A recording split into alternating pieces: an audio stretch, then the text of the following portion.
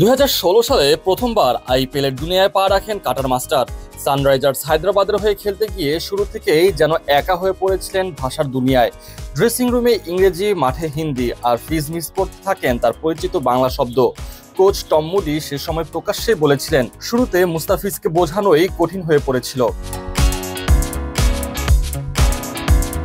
তবে মাঠে তো থেমে থাকলে চলে না। অধিনায়ক ডেভিড ওয়ার্নার কৌশল হিসেবে ভরসা রাখলেন ইশারায়। একবার মাথার দিক দেখিয়ে বোঝাতে চেয়েছিলেন বুদ্ধি খাটাও, কিন্তু মুস্তাফিজ ব্যাপারটা ধরলেন উল্টো ভাবে। ভেবে বসলেন ব্যাটারের মাথার দিকে বল করতে হবে। ফলাফল এক বিশাল বাউন্সার।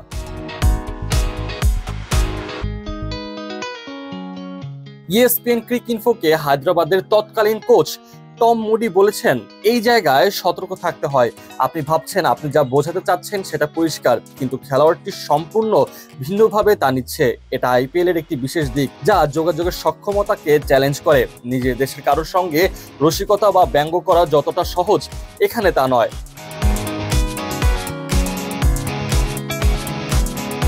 সে সময় রিকি ভুই নামে এক ভারতীয় ক্রিকেটার ছিলেন যিনি বাংলায় কথা বলতে পারতেন। তাকে বানানো হয়েছিল মুস্তাফিজের দোভাষী। রিকির মুখে শোনা গেছে মুস্তাফিজ ব্যাটিং ভয় পায়, আর ভয় পায় ইংরেজি শুনলেই। সেই ভয় নিয়েই কিন্তু তিনি মাঠে ঝড় তুলেছিলেন। পুরো আসরে 16 ম্যাচে তুলে নেন 17টি উইকেট, ছিলেন দলের ট্রাম্প কার্ড। বিদেশিদের মধ্যে তিনি প্রথম উঠেছিলেন উদীয়মান তারকার মঞ্চে। এই ভাষাগত বিভ্রান্তি শুধু মুস্তাফিজের একার অভিজ্ঞতা নয়, এমন সমস্যায় পড়েছিলেন অনেকেই। ভারতের পীযূষ চাওলাও নাকি অস্ট্রেলিয়ানদের ইংরেজি বুঝতে দোভাষীর সাহায্য নিতেন। আবার যখন রশিদ খান ও মোহাম্মদ নবী একসঙ্গে হায়দ্রাবাদে খেলেছিলেন, তখন একে অপরের দোভাষী হিসেবে কাজ করেছিলেন। সময় গড়ানোর পর গুজরাট টাইটান্সে গিয়ে রশিদই হয়ে যান নূর আহমেদের ভাষার সেতু।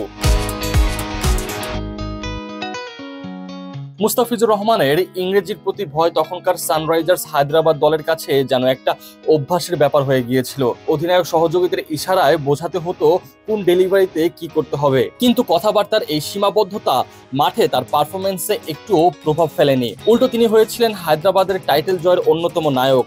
বল হাতে একের পর এক উইকেট তুলে নিয়ে প্রতিপক্ষকে তটস্থ করে রেখেছিলেন পুরো মৌসুম জুড়েই। আর এই অসাধারণ পারফরমেন্সের পুরস্কার হিসেবে মুস্তাফিজ পেয়েছিলেন সেরা উদীয়মান ক্রিকেটারের সম্মাননা। সবচেয়ে দারুণ ব্যাপার হলো, আইপিএল এর ইতিহাসে এখন পর্যন্ত একমাত্র বিদেশি ক্রিকেটার হিসেবে এই পুরস্কারটি জিতেছেন তিনি। একদিকে ভাষার দুর্বলতা, অন্যদিকে অদম্য পারফরমেন্স। মুস্তাফিজ যেন প্রমাণ করে দিলেন প্রতিভা কোনো ভাষা বোঝে না।